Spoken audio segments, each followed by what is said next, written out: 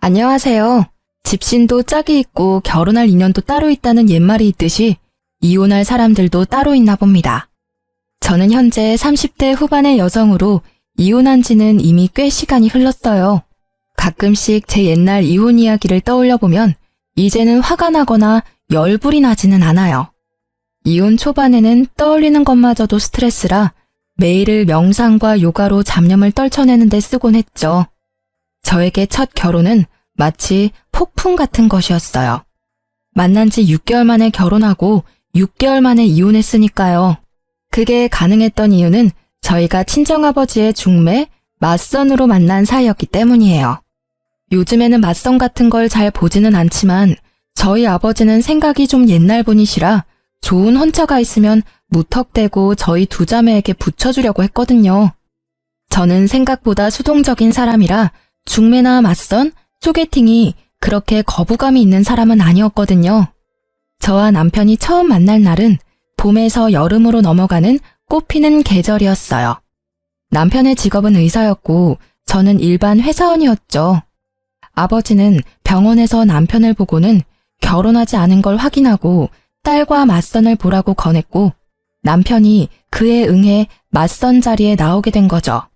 어지간히도 딸을 의사와 결혼시키고 싶었던 모양이었어요. 저희는 생각보다 많은 이야기를 나누었고 무엇보다 남편의 적극적인 구애로 만난 지 6개월 만에 결혼을 하게 됐어요. 친구들은 1년을 만나봐야 된다고 말했지만 남편과 아버지는 빨리 결혼하라고 부추기는 바람에 빨리 결혼하게 된 거죠. 시댁은 시골에서 농사를 짓고 계셨기에 남편 결혼에 도움을 주실 수 없는 상황이었고 남편은 개원을 앞두고 있어 모아둔 돈도 모조리 다 쓴 상황이었어요. 그래서 어쩔 수 없이 그 당시 제가 살고 있던 아버지 명의의 집에서 신혼살림을 차리게 됐어요. 그때 아버지는 의사 사위를 갖게 해준 저에게 그 아파트 명의를 제게 이전해 주셨어요. 그런데 결혼 전 딱 한 가지 걱정되는 게 있었어요. 남편의 비싼 물건에 대한 애정이요. 사치와 낭비라고 하면 좀 너무할지도 모르지만 제 눈에는 그렇게 보이더라고요. 지금 당장 돈도 없는데 엄청 고가의 물건을 사들이지를 않나? 무조건 좋은 걸 사야 한다고 하지를 않나? 저는 솔직히 일반 회사원으로 일했기 때문에 생각보다 소비 규모가 작은 편이었는데 남편은 그렇지 않더라고요. 빚뿐인데도 돈을 펑펑 쓰는 남편이 불안했지만 그 당시에는 알아서 잘 조절할 거라는 생각을 했어요. 혹시라도 조절이 되지 않으면 내가 조절해주면 될 거라는 오만한 생각까지 했었죠. 저희 결혼에 문제가 생긴 건 결혼식 바로 전날이었어요. 그날 남편에게 오래 사귀었던 여자가 있었다는 걸 알게 됐죠. 솔직히 예전 여친이 없었을 거라는 생각은 안 해요. 제가 첫 여자라는 웃기지도 않는 착각을 하는 것도 아니고요. 정상적인 성인 남자가 30대 초반에 첫 연애를 한다는 건 아무리 봐도 이상한 일이잖아요. 당연히 남편에게도 사귀던 여자가 있을 거라는 생각은 했는데 이건 시기가 문제였어요. 제가 그 여친의 존재를 알게 된 건 남편이 찍어준 제 웨딩드레스 사진을 보던 도중이었어요. 제게 폰을 맡기고 화장실을 가는 남편을 보며 저는 신나게 제가 입었던 드레스를 보고 있었어요. 그런데 손가락을 잘못 누르는 바람에 사진 휴지통으로 들어가게 되고 그 휴지통 안에 웬 젊은 여자의 셀카 사진이 있는 걸 발견했어요. 보통 휴지통은 30일 전 사진까지 저장이 되고 이후 순차적으로 삭제가 되는데 이 사진이 휴지통 안에 있다는 건 요 한 달간 만나서 사진을 찍었다는 게 되잖아요. 게다가 그 사진첩 안에는 둘이서 팔짱을 낀 사진이나 배경으로 유명 여행지가 찍힌 사진이 많았어요. 아무리 봐도 최근이라는 생각이 들어 남편이 오자마자 그 사진을 들이밀며 말했어요. 이 여자 누구야? 설마 바람핀 건 아니지? 팔짱도 끼고 여행도 같이 간 것 보니까 보통 사이는 아닌 것 같아서 묻는 거야. 진짜 다른 여자 만난 거야? 나랑 사귀면서? 아니야. 그런 오해할까봐 내가 걱정하긴 했는데 이 여자는 예전에 사귀던 여자애야. 헤어진 지는 벌써 오래됐고.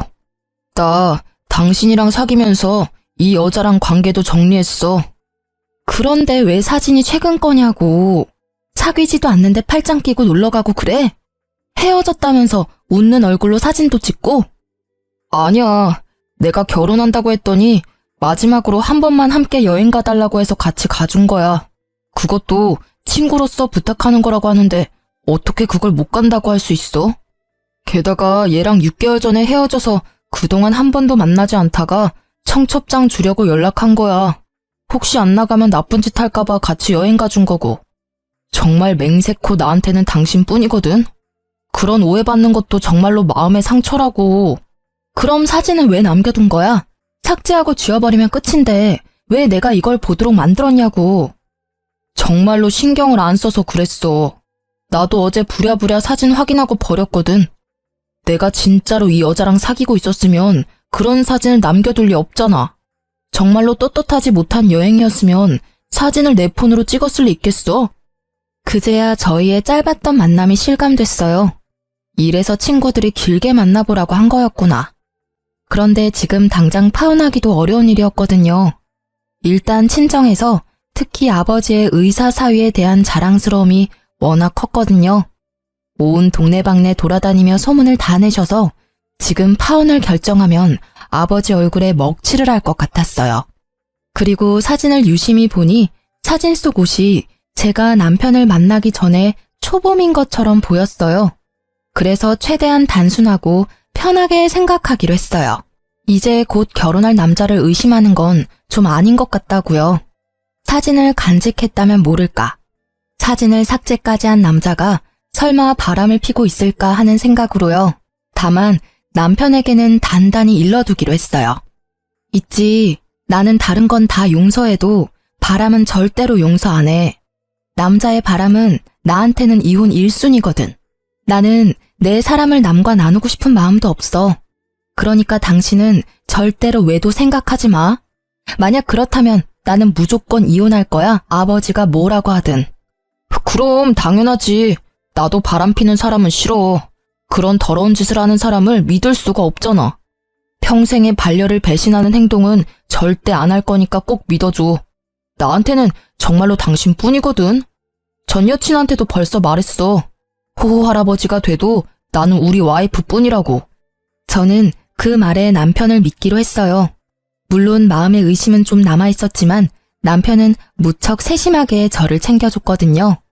바람을 필 수 있는 시간적 여유도 없어 보였고 저와 있는 시간을 무조건 만들어줬기에 의심을 없애버리고 안심할 수 있었어요.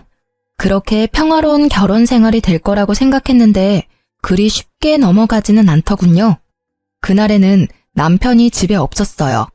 1박 2일로 남자 동기들과 낚시 여행을 가는 날이었거든요. 한 달에 한 번씩 또는 2달에 한 번씩 꼭 가는데 저도 처음에는 의심해서 따라간 적이 있었는데 정말로 친구들끼리만 모여 노는 자리였어요. 몇 번 따라가고 난 뒤부터는 괜히 의심하는 것 같아서 따라간 적 없었어요. 그날은 인쇄할 게 하나 있었는데 퇴근한 후에 연락을 받은 거라 집에서 인쇄를 하려고 했어요. 저는 집에서 컴퓨터나 노트북을 잘 쓰지는 않거든요. 핸드폰도 있고 웬만한 건 회사에서 처리가 가능하니까요. 그래서 신혼집에 있는 컴퓨터는 남편이 가끔 일을 하거나 자료를 찾거나 게임을 할 때 사용하곤 해요. 컴퓨터가 잠겨져 있지 않아서 정말 아무 생각 없이 남편 컴퓨터를 열고 자료를 다운받았어요. 그런데 다운받은 자료가 없더라고요. 어딜 갔는지 모르고 이래저래 뒤지다가 메모장으로 된 파일을 모두 열어보게 됐죠. 그러다가 발견한 거예요. 남편의 카톡 대화 내용이 저장된 문서. 얼마 전 남편은 새로운 폰으로 바꿨는데 그때 이걸 백업하느라 컴퓨터에 저장해둔 대화 내용인 듯 보였어요. 상대방 이름은 동기 춘식이로 되어 있었는데 생각 없이 내용을 훑다가 저는 눈알이 돌아가는 줄 알았어요. 그 대화의 주인공은 춘식이가 아니었어요. 당연히 남자일 거라고 생각했던 대화의 주인공은 여성이었죠. 그걸 대화만으로 어떻게 알았냐고요? 당연히 알 수밖에요. 남편이 동성애자가 아닌 이상 남자를 자기야라고 부를 리가 없을 것이며 무엇보다도 구두나 백, 화장품을 요구하는 대화가 가득했으니까요. 그것뿐이라면 차라리 다행이죠. 그 대화 내용 중간중간에는 사진이라고만 적혀있는 곳이 있었는데 실제 사진은 없었어요. 그런데 그 사진 아래 위로 적힌 글들이 너무 적나라했어요. 두 사람이 어디까지 가까운 사이인지를 말해주는 문장으로 가득했거든요. 요즘 폼이 좋네? 몸매 관리 중이야? 이런 품평 같은 대화는 물론 방금 보고 왔는데 또 보고 싶어 같은 대화. 심지어는 지금 와이프는 여자로서 매력이 1도 없어서 그냥 그 여자 재산 때문에 잠시 살아주는 것뿐이야. 지금은 내가 쓰는 돈 다 대주니까 참고 사는 거지. 얼굴도 볼 것 없고 주부로도 빵점인 여자야. 그나마 돈이 많은 게 장점이지. 이 정도로 빡치는 내용도 있었어요. 둘의 마지막 대화는 말이죠. 자리가 잡히고 개원할 때 진빚 다 갚고 나면 와이프랑 헤어지고 당신이랑 살 거야. 그때 되면 빚도 없을 거고 돈 잘 버는 의사 되어 있을 테니까 조금만 참고 기다려줘. 이게 그 대화의 마지막이었네요. 저는 그 대화 내용을 보는데 눈앞이 깜깜해지는 게 곧 졸도할 것 같더라고요. 손을 벌벌 떨면서도 정신을 애써 부여잡으며 그 메모장을 복사해서 제 폰으로 보냈어요. 혹시 몰라서 제 모든 흔적을 다 삭제하고 모른 척 했어요. 물론 이 대화 내용도 증거가 되겠지만 확실한 증거를 잡으려고 생각했거든요. 남편이 중간에 그걸 알아차리고 선수 칠 수도 있잖아요. 남편을 기다리는 시간은 정말 너무 고통스러운 시간이었어요. 화가 났다가 울기도 하고 내가 뭘 잘못했나 싶은 생각까지 들었죠. 그리고 남편이 도착했을 때 남편의 손에는 제가 좋아하는 꽃과 간식이 들려 있었어요. 그걸 보고 저는 화가 더 났어요. 제 비위를 맞춰 돈이나 뜯어내려는 이 남자를 지금 당장 내쳐버리고 싶었어요. 당장이라도 그 여자가 누구냐고 물으려고 했는데 아주 잠깐 그런 생각이 들었어요. 내가 이혼해주면 나랑 헤어지고 그 여자랑 잘 살겠지? 하는 생각이요. 이번에 내게 진실을 말하고 용서를 구한다면, 그 여자와 모든 관계만 끊어준다면 나중에 후회할지라도 지금 딱 한 번만 눈 감아주기로 생각했죠. 요즘 많이 바쁜 것 같네.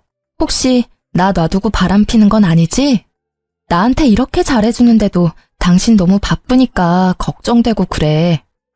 그 말을 꺼내고도 마음속으로는 제발 미안하다고 이야기해주길 바라는 제가 있었어요. 그럴 일 없어. 자기가 요즘 예민한 거야. 나한테는 당신뿐이니까 걱정하지 마. 알았지? 당신 좋아하는 마카롱이랑 장미꽃도 사왔어. 이거 보고 기분이 좀 좋아졌으면 좋겠는데. 궁금한 게 하나 있는데 당신은 나 어디가 좋아서 결혼하자고 한 거야? 특별히 예쁜 것도 아니고 음식을 잘하는 것도 아니고. 어디가 좋냐니. 난 당신이 상냥한 게 좋아. 내가 가끔씩 하는 어려운 부탁이나 요구도 다 들어주잖아. 이렇게 한 달에 한 번 친구랑 1박으로 놀러 갈 수 있는 남편은 거의 없지. 안 그래? 당신이 착해서 내가 이렇게 복에 겨운 생활을 하는 거니까. 그 이야기에 저는 그때의 대화가 생각났어요. 그리고 이 남자의 말에 담긴 진심을 읽을 수 있었죠. 착하다? 그건 멍청하다는 뜻인 거예요. 아무것도 모르고 돈만 대주는 바보 같은 년이라는 뜻. 난 착한 사람 아닌데? 왜 당신이 그렇게 생각했는지 모르겠네. 아, 내가 자기 신용카드 금액 모자랄 때마다 보태줘서 그렇구나? 그것만 있는 건 아니지만 그런 것도 도움은 되지. 다른 게 더 많아.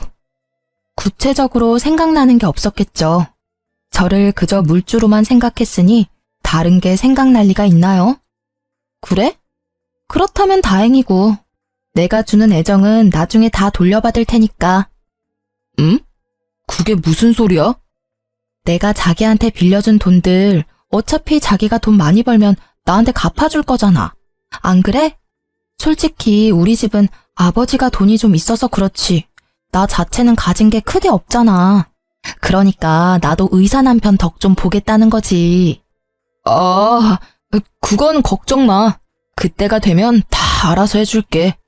당신한테 지금 신세 지고 있는 것도 그때쯤에는 다 갚아줄 거야. 고생시키지 않고 보강시켜줄게. 아버지도 의사 사위 좋아하셔. 나중에 아버지가 가진 재산도 동생이랑 나랑 반반 나누는 거 알지? 얼마 전에 회갑 앞두시고 재산 정리하시는데 생각보다 많으시더라고. 아버지가 자기 죽고 나면 이 돈 정확하게 반반 나눠서 준다고 나한테 의사 남편 잘 보필하라 하시더라고. 이 말은 당연 거짓말이었어요. 그런데 눈앞의 남자는 침을 꼴깍 삼키더라고요. 어지간히도 제가 던진 미끼가 먹음직스러웠나 보더라고요.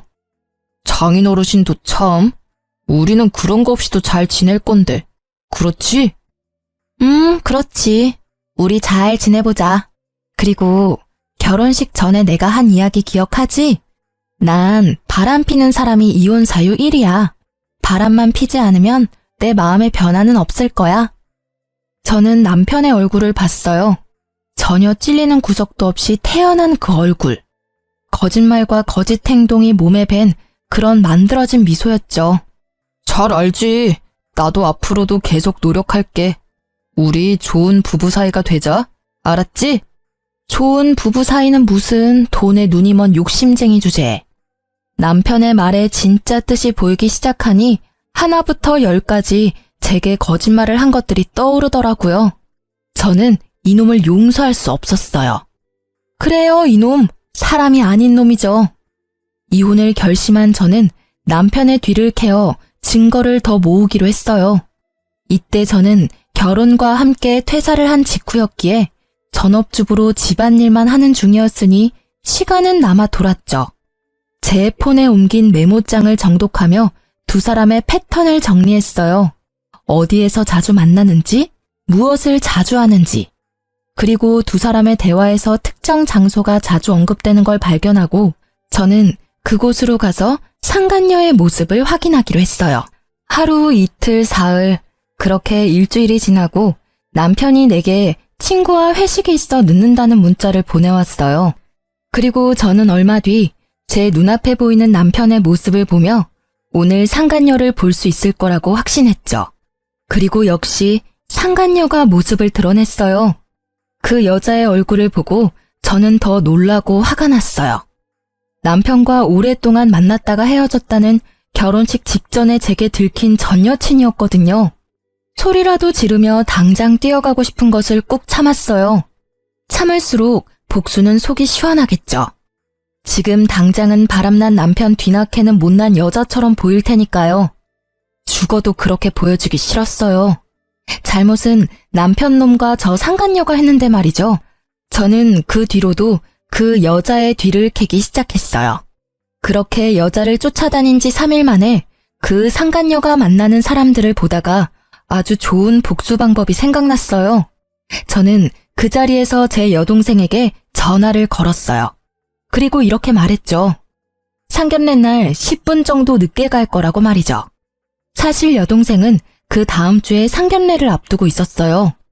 여동생이 시집가는 그 집안도 교육자 집안으로 아버지가 좋아할 만한 교양 있는 분들이셨죠. 자기야, 내가 오늘 중요한 날이니까 시간 비워두라고 했지? 오늘 일정 있던 건 아니었어? 오늘은 일정 없어. 근데 오늘 무슨 날이야? 그건 도착할 때까지 비밀인데.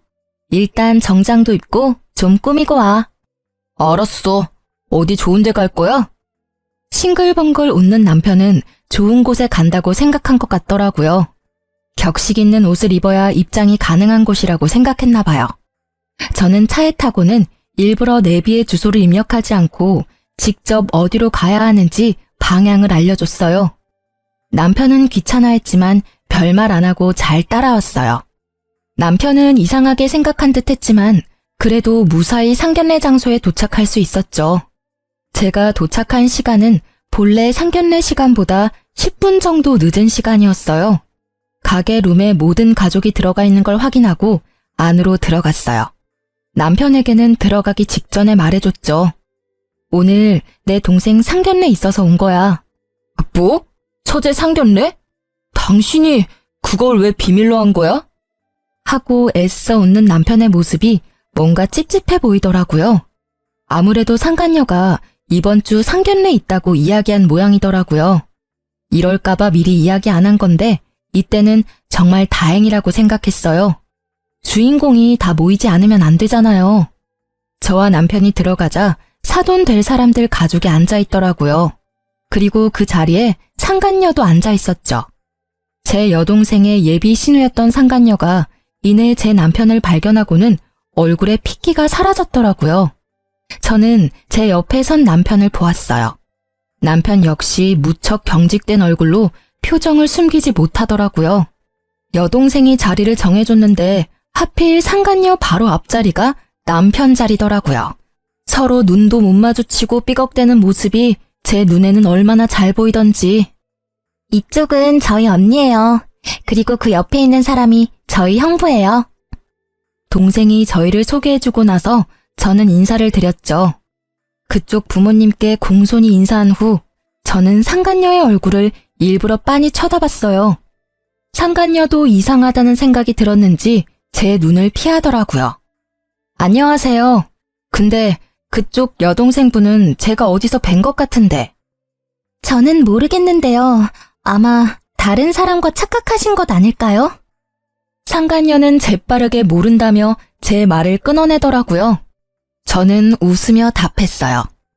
저도 직접 뵌 적은 없어요. 그런데 사진으로 한번 본 적은 있네요. 몇 개월 전에 본 거라 긴가민가 하긴 한데 아마 제가 생각하는 그분이 맞는 것 같아요. 혹시 제 말이 계속 이어지자 갑자기 남편이 저를 잡아 끌더라고요. 여보, 나 차에 뭘 놔두고 와서 가져와야 될 것 같아. 잠시만 밖에 같이 나가줘. 혼자서 들고 오기 힘들어서. 지금 나가는 건 너무 예의 없는 행동이지. 적어도 식사 다 하고 나가는 길에 가져오면 또 몰라도. 그리고 차에 아무것도 없던데 뭘 가져와? 당신 오늘따라 이상하게 왜 이렇게 안절부절 못해? 아니야. 누가 안절부절 못한다고 그래. 진짜로 일이 있어서 그래. 그래? 그럼 잠시만 있어봐. 저는 저를 끌어당기는 남편을 잠시 멈추고 일어서서 여동생의 사돈어른을 향해 공손히 말씀드렸어요. 사돈어르신, 초면에 이런 말씀 드리는 것도 죄송하긴 한데 그래도 축하는 드려야 할 것 같아서요. 조만간 의사사위 생길 수도 있으시겠네요. 제 말에 사돈댁 두 분이 의아한 표정으로 저를 보더라고요. 남편과 상간녀 얼굴은 아주 망가졌고요. 그게 무슨 소리예요? 사돈 처녀, 우리 딸은 아직 사귀는 사람도 없고 결혼 이야기도 없는데. 아, 모르셨군요. 두 분의 따님께서 현재 제 남편과 사귀고 있거든요. 저와 만나기 전부터 저와 결혼한 지금까지 매주 매달 지속적으로 만나고 있어요.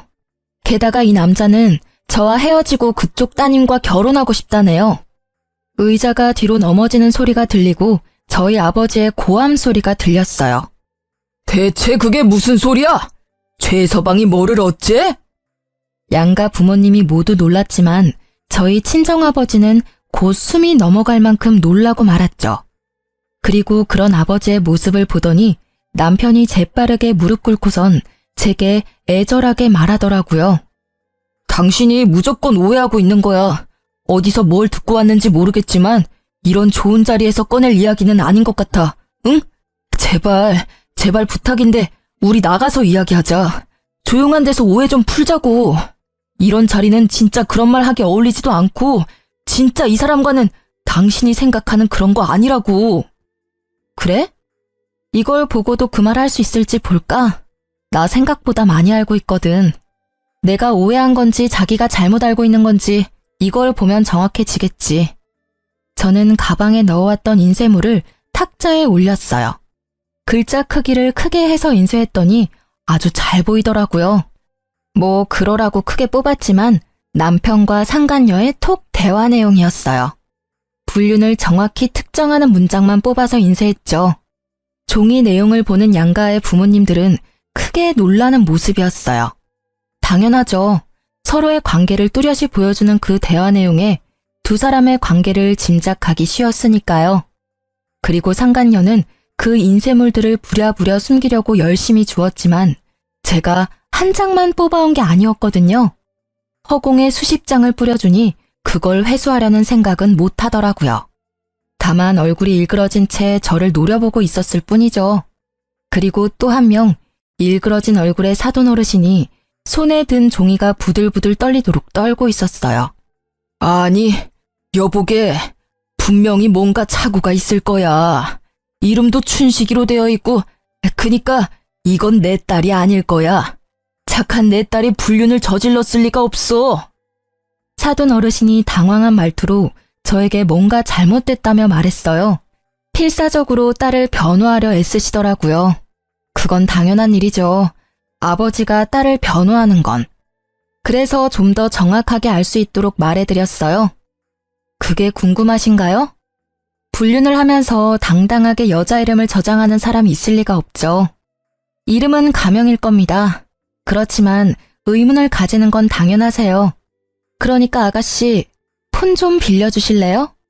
당신 전화기로 우리 남편한테 전화하면 분명 대학 동기 춘식이라고 뜰 텐데. 제가 번호를 알려드릴게요. 010. 제가 남편의 전화번호를 읊는 도중에도 상간녀는 절대로 자기 폰을 들지 않았어요. 오히려 다른 사람이 더 흥분해서 말했죠. 뭐하고 있어? 빨리 전화해봐. 너 설마 진짜로 불륜을 저지른 거야? 유부남이랑 사귄 거냐고. 번듯하고 멀쩡한 오빠 밑에 이런 여우 같은 여동생이 있다니. 애가 달아서 난리가 났더라고요. 그리고 그런 상간녀의 모습에 불륜을 확신하신 아버지는 털썩 주저앉고 말았어요. 이게 다 뭔 일이냐. 설마 최서방이 이런 짓을 저지를 줄이야. 내가 바라던 사위가 내 딸한테. 아버지, 의사 남편 두신 거 자랑스러워 하셨잖아요. 그런데 전 이제 이런 남편 필요 없어요. 머리만 좋으면 뭐해요? 그 좋은 머리를 몰래 바람 피는 데나 활용하는데. 여보, 미안해. 다 내가 잘못했어. 그치만 이혼만은 안 돼. 그러니까 제발 부탁이야. 내가 뭐든 할 테니까 제발 이혼한다고는 말하지 마. 내가 다 설명할게. 하나부터 열까지 당신이 충분히 이해할 수 있도록 내가 설명할 테니까 제발 밖에 나가서 이야기해. 남편은 그 자리에 무릎을 꿇으며 제게 매달리더라고요. 미안한데 나는 당신 ATM기가 아니거든? 그러니까 오늘부로 내 집에서 당장 나가. 사실 그 톡 대화 내용 나 다 봤어. 당신이 폰 바꾸기 전에 백업해둔 예전 내용까지 싹 다. 이런 대화를 보고 제정신으로 당신이랑 계속 만날 수 있겠어? 돈 때문에 결혼했다는데 내가 왜 당신이랑 같이 있어야 하는데? 어차피 나랑 이혼할 생각이었다면서. 생각한 것보다 더 일찍 헤어져 준다니까? 그 후에 둘이서 콩을 볶든 깨를 볶든 행복하게 잘 살면 되잖아. 왜 결혼 도중에 사람을 바보 만드냐고. 6개월 만에 결혼하자고 졸라서 할 만큼 우리 집 돈이 탐났어? 그런데 어쩌지? 나는 이제 더 이상 그 돈 못 주는데.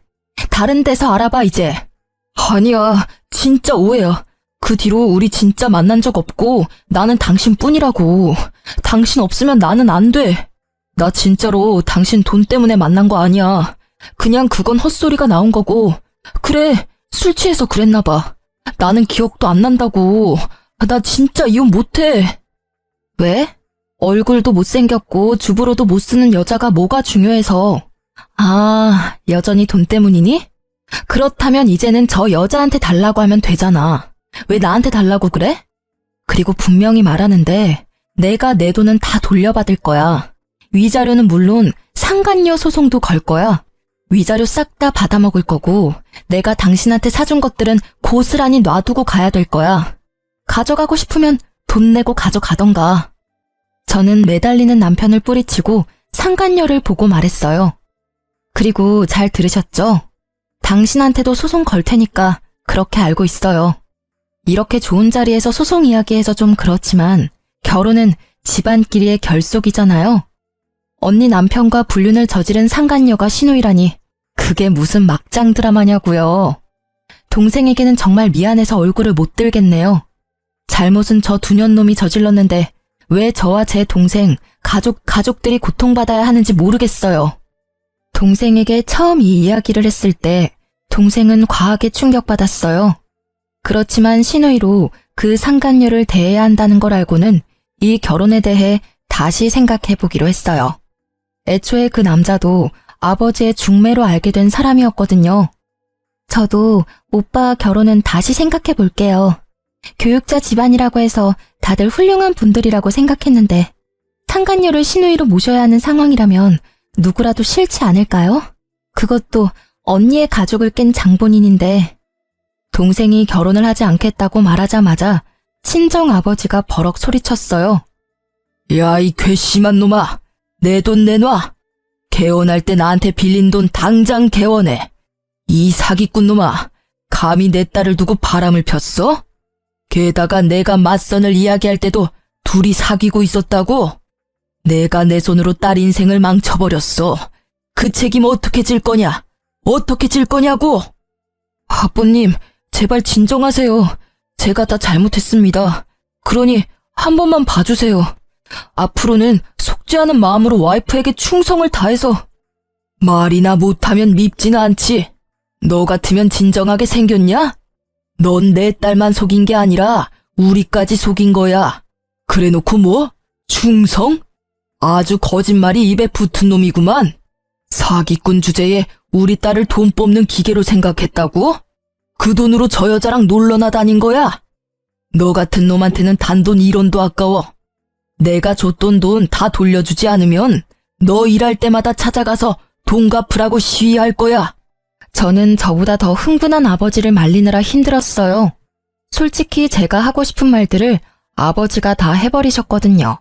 결국 남편은 아버지에게 빌린 돈 7천만 원에 의원 개원을 명목으로 빌린 대출금 1억 5천까지 고스란히 빚으로 떠안게 됐어요. 게다가 그뿐만이 아니었어요. 이번 달까지 쓴 엄청난 금액의 신용카드 금액에 곧 이혼 소송으로 지불해야 할 위자료도 내야 했죠. 그러니 사색이 되어 있더라고요. 얘야, 뭐라고 말 좀 해봐. 저 사람들 말이 다 사실이냐? 네가 진짜로 유부남이랑 만난 게 맞아? 어떻게 네가 그럴 수가 있어? 우리가 너를 어떻게 키웠는데? 저쪽 집은 저쪽 나름대로 뒤집어졌더라고요. 파혼당한 상간녀의 오빠도 자기 여동생을 추궁하더라고요. 너 때문에 내 인생 망했어. 지금 네가 저지른 일 때문에 내 인생이 얼마나 꼬인 건지 알기나 해? 미치려면 적당히 미쳐야지. 왜 남의 인생에 피해를 주고 난리야? 내가 뭘 잘못했는데? 난 잘못한 거 없어. 내가 먼저 사귀고 있던 남자였다고. 뺏긴 건 저 여자가 아니라 나라고. 그렇게 소리질러 봤자 유부남과 만난 미혼 여성, 그 부분이 변하는 건 아니니까요. 한참 바쁜 그 집 사람들을 놔두고 저희 친정 부모님과 동생은 밖으로 나갔어요. 제가 먼저 내보냈죠. 어차피 이혼은 제가 하는 거고 두 분 부모님이 너무 흥분해서 곧 쓰러질 것처럼 보였거든요. 그 뒤로 제가 밖으로 나오는데 남편이 저를 쫓아 나오더라고요. 여보, 내가 그 여자랑 헤어질게. 맹세코 그 여자랑 더 이상 만나지 않을 테니까 나 버리지 마, 응? 지금은 안 돼. 아직도 정신 못 차렸네. 그럼 헤어지겠다는 소리를 왜 밖에 나와서야 하는 건데? 헤어질 거면 그 여자 있는 자리에서 선언했어야지. 아직까지 그 여자가 신경 쓰이나 봐? 이 상황에서도 참 대단한 사랑이네. 그 여자가 그 헤어지자는 말 들을까봐 신경 쓰는 걸 보니 한 번 속았으면 많이 속은 거야. 두 번 다시는 안 속을 거고 당신이 진짜 그 여자랑 헤어진대도 나는 이제 상관없는 일이야. 우리는 이제 이혼할 거니까. 그리고 당신 얼굴 꼴도 보기 싫으니까 오늘 중으로 집에서 나가줘. 아니면 당신 물건 싹 다 용달차에 실어서 시골에 있는 시댁으로 보내버릴 테니까. 결국 제 으름장에 남편은 불이 나게 집으로 가 자기 물건을 챙기더라고요. 홈캠으로 보니 비싼 물건부터 쭉 쓸어 담는데 저런 본성을 내가 왜 여태까지 몰랐을까 하는 생각만 들었어요. 그리고 이후 전 남편은 연락이 없었어요. 그런데 의외의 사람이 저를 찾아왔더군요. 바로 여동생과 결혼하기로 했던 남자였어요. 상간녀의 오빠요. 그는 상간녀를 데리고 저를 찾아왔어요. 이렇게 찾아와 죄송합니다. 정말로 사죄의 말씀을 드려야 할 것 같아서 동생을 데리고 온 겁니다. 집안에 분란을 일으키게 돼서 죄송하게 생각합니다. 아, 뭐해? 빨리 사과드려. 우습게도 상간녀의 오빠와는 달리 상간녀는 상당히 삐딱한 모습이었어요. 왜 내가 사과해야 해? 그 남자는 내 남자였어. 이 여자가 나중에 와서 내 남자를 돈으로 꼬신 거라고. 게다가 이 여자는 돈만 보고 결혼한 물주였거든? 나만 사랑한다고 했으니 나한테서 남자를 뺏어간 건 이 여자지. 그리고 사과할 마음이 하나도 없어 보였죠. 저는 그 모습이 오히려 웃겼어요. 두 분 여기 왜 오신 건지는 모르겠지만 저는 이제 아무렇지 않아요. 저희는 이혼하기로 했으니까 당신은 제 전 남편과 잘 만나시면 될 것 같네요. 그런데 그 남자 지금 한 푼도 없어요. 말 그대로 빈털털이죠. 저한테 다 털린 데다가 이번에 위자료도 내야 하거든요. 뭐 제가 불륜 피해자들 이야기를 들어보니 남편이 바람을 피면 상간녀 소송비를 남편이 대주기도 한다는데 그럴 돈은 없을 거예요. 그럴 돈 있으면 저희 아버지한테 빚부터 갚아야 할 테니까요. 상관없어. 어차피 자기 병원 가진 의사라 그 정도 돈쯤 금방 벌거든? 그러니까 오빠, 왜 날 여기로 데려와서 사람 짜증나게 하는 건데? 아빠도 그래. 의사 사위 두는 걸 남들이 얼마나 부러워하는데 칭찬은 못 해줄 망정. 그렇죠. 의사 돈 많이 벌어요. 그런데 그 사람 개원하느라 은행에서 1억 5천 빌렸고요. 저희 아버지한테는 7천만 원을 빌렸고 저한테도 2천 정도 더 빌렸어요. 그리고 유책 배우자라서 위자료도 상당히 나올 거고. 그 빚 청산하려면 1년 안에 결혼은 좀 힘들지 않을까요? 집을 팔면 되잖아. 그 남자 집이 평수도 넓고 꽤 노른자 땅에 있어서 돈이 된다고. 아, 그 집이요? 그 집을 자기 집이라고 했나 봐요? 그런데 어쩌죠? 그건 제 아버지 거였고 지금은 제 명의로 되어 있거든요. 결혼 전부터 아버지 명의였으니 그건 재산 분할에 들어가지는 않을 거예요. 그리고 아실지는 모르겠는데 그 남자 씀씀이가 좀 해퍼요. 이제까지는 제가 신용카드 값을 많이 메워줬는데 지금부터는 당신이 그 일을 해주셔야겠네요. 저번 달 건 카드빚이 거의 2천만 원이던데. 뭐 사랑한다면 그 정도 돈쯤 내줄 수 있죠. 안 그래요? 제 말이 계속될수록 상간녀의 얼굴은 하얗게 질려가기 시작했고 결국 마지막에는 그렇게 제잘거리던 입에서 아무 말도 나오지 않더라고요. 그리고 상간녀 오빠는 그 와중에 저에게 어필하더라고요. 이 못난이는 제가 교육을 잘 시킬게요. 그러니까 제발 제 결혼을 어떻게든 되돌려줬으면 좋겠어요. 솔직히 저는 아무 문제가 없는데 동생 때문에 이렇게 된 게 너무 억울하잖아요. 그쪽 말씀도 이해는 가요. 그치만 저희 아버지가 워낙 지금 이 사태에 분노를 하셔서요. 상간녀 당신이 호적 파이고 남이 되지 않는 이상 제 여동생과의 결혼은 아마 불가능할 거예요. 남이 되더라도 이미 서로 간에 안 좋은 이미지만 쌓여서 그쪽 부모님들도 저희와 다시 연을 맺고 싶지 않으실 거예요. 저는 상간녀의 오빠에게 그렇게 말해줄 수밖에 없었어요. 이 남자가 제 여동생을 더 많이 좋아한 듯 보였어요. 그치만 어쩌겠어요? 가족을 잘 만나는 것도 복인데. 저는 헬쓱한 얼굴의 상간녀에게 아주 친절하게 말해줬어요.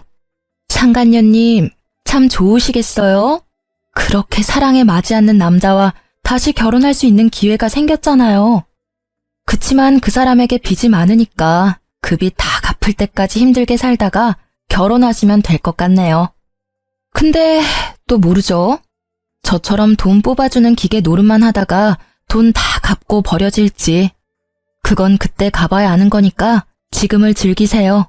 이제 그 남자 솔로거든요. 뭘 해도 법에 걸리지 않잖아요. 그쵸? 제 말에 상간녀는 기분이 상한 듯 자리를 박차고 나가고 상간녀의 오빠도 부랴부랴 동생을 따라 나가더군요. 그 이후로 두 사람에게서 연락은 없었지만 나중에 들은 소문으로는 상간녀는 집에서 의절당하고 다른 지방으로 이사 갔다고 하더라고요. 그리고 1년쯤 지났을까? 백화점에 갔다가 우연히 전 남편과 마주친 적이 있어요. 여전히 비싼 브랜드만 골라서 구경하고 있더라고요. 제 버릇 남 못 준다는 말 틀린 거 하나 없어요. 아직 저와 아버지 빚을 다 갚지도 못한 주제에 고가의 물건을 사는 버릇은 고치지 못했더라고요. 일부러 다가가 아는 체 했어요. 이런 곳에서 다 보네? 잘 지냈어? 그랬더니 제가 들고 있는 봉투부터 보더라고요. 결혼 시절 전 남편이 갖고 싶다며 노래를 부르던 그 고가의 시계였거든요. 어머, 이런 데서 만나네? 잘 지내? 아, 이거 역시 알아보네. 1년 전이었으면 당신 것이 됐을지도 모를 시계야. 지금 재혼한 남편 생일 선물이거든. 뭐? 1년 만에 벌써 재혼? 너 설마 나 만나고 있던 동안 바람 폈어? 맞바람이면 나만 이런 고생하는 건 좀 아니지 않아?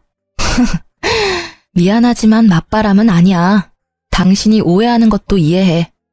솔직히 나는 당신한테 너무 당해서 다신 결혼 못할 줄 알았거든. 근데 내 짝은 다른 데 있었더라고. 그런데 상간녀랑은 잘 지내? 그쪽은 이미 헤어진 지 오래야. 상간녀 소송비 못 내준다고 하니까 헤어지자더라. 너 그 여자한테 뭐라고 말했어? 뭐 사실을 말했을 뿐이지. 당신이 이룬 것 중에 뭐 하나 당신 힘으로 이룬 게 없다는 거 말이야. 빚이 그렇게 많다는 게 헤어진 이유 중에 하나라면 이해는 해.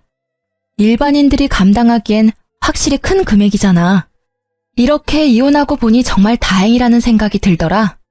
그리고 네가 이렇게 힘들게 사는 걸 보니 너무 기쁘고. 이혼한 뒤로 사람 많이 변했네. 그런 이야기도 할 줄 알고. 다른 사람의 불행을 자기 행복처럼 여겨도 되는 거야? 그리고 외도라고 해봐야 딱 한 번이었잖아. 외도 한 번에 이혼당했다고 하면 어디 가서 웃음거리밖에 안 된다고. 그만큼 당신이 날 믿지 못하고 사랑하지 못한 거지. 웃기시네. 외도는 한 번뿐이었지만 그동안 나한테 해온 거짓말은 하나가 아니었으니까. 얼마나 많은 거짓말을 하면서 얼마나 많은 시간을 속였을까 생각하면 지금도 겨우 가라앉힌 화가 끓어오를 것 같거든? 결국 제 말에 아무 말도 못하고 전 남편이 먼저 자리를 뜨더라고요. 하긴 지가 할 말이 뭐가 있겠어요. 할 수 있는 말이 없을 텐데. 게다가 그렇게 사치 때문에 피를 봤으면서 여전히 비싼 브랜드만 둘러보러 다니는 전 남편을 보니 이혼한 게 잘된 일이었다는 생각이 더 들었어요. 솔직히 이혼 후에 제가 언제나 즐겁고 개운한 마음이었던 건 아니에요. 힘들고 적적한 시기가 있었죠. 그렇지만 평소에 자주 연락하는 동네 소꿉친구랑 이혼을 계기로 자주 만나게 됐거든요. 나중에 알고 보니 그 친구는 저를 좋아했는데 제가 생각보다 빨리 결혼하는 바람에 저를 향한 마음을 접었다고 하더라고요. 그렇지만 이혼 후에 고생으로 몸과 마음이 너덜너덜해진 절 보고 위로해주러 왔다가 제게 고백해 오더라고요. 저는 저만을 꾸준히 바라봐준 그 친구의 모습에 그 사람과 재혼을 결심했어요. 이혼한 지 1년도 되지 않은데 재혼을 결심하는 건 힘들었지만 그만큼 그 사람의 진심을 소중히 여긴 결과였어요. 이혼 소송 끝나고 바로 혼인신고도 했고요. 재혼한 사람은 의사처럼 돈 많이 벌고 사회적으로 유망한 직업은 아니지만 무엇보다 성실하고 책임감 있는 저만을 바라봐주는 듬직한 사람이에요. 제 이혼 후에 아버지는 조건이 그리 중요하지 않다는 걸 절실히 깨달으신 것 같았어요. 물론 서로 조건이 맞으면 정말 좋겠지만 욕심을 너무 부리다 보면 나중에 저처럼 피 볼 일이 생길 수도 있으니까요. 아버지가 의사 사위를 원하지 않았다면 이런 일이 벌어지지 않았을 수도 있고 제가 이 남자를 만나지 않았을 수도 있죠. 그리고 요즘에는 무엇보다 부부 사이에는 신뢰와 사랑이 그 무엇보다 중요하다고 생각하게 됐어요. 저에게는 소중한 경험이자 두 번 다시 겪고 싶지 않은 경험이지만 이런 사람, 이런 사연도 있다는 걸 모두와 나누고 싶어서 긴 글을 써봤어요. 제 사연을 읽어주셔서 감사합니다.